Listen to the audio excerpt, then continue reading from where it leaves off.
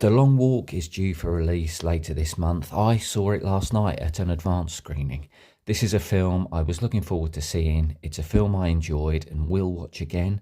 But am I going to enthuse about it in the way that some of the earlier reviewers seem to be doing? No, probably not.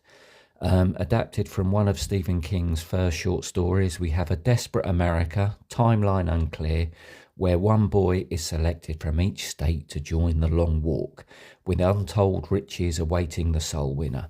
And as only one can win, dropping out of the race or failing to keep up means instant death, and it really is last man standing. This dystopian survival film doesn't sound original, but being based on a story written in the 1970s, this predates the Hunger Games, Battle Royale and similar.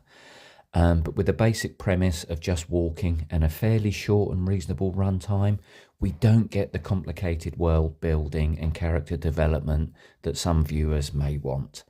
What we do get is young men walking a desolate and isolated path who explore camaraderie, motivation and friendships, with much of the focus being on two main characters, Ray and Peter, very ably portrayed by Cooper Hoffman and David Johnson.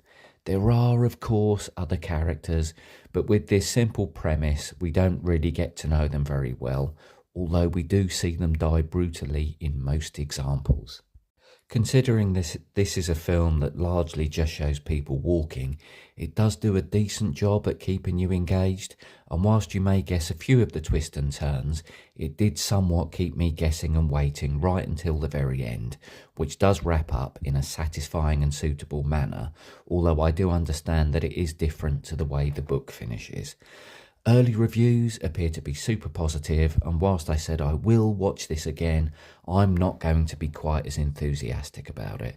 At times, the continual up and down of bobbing, walking heads was disorientating for me, and I did welcome the breaks with different styles of camera work. Outside the two leads, who were great, the lack of character development meant I didn't care too much for the rest of the cast. Whilst it was a good watch, it isn't a film that deeply resonated with me, which appears to be the opposite of how fans of the original story feel. At 108 minutes, this felt well timed, and in my screening, nobody walked out.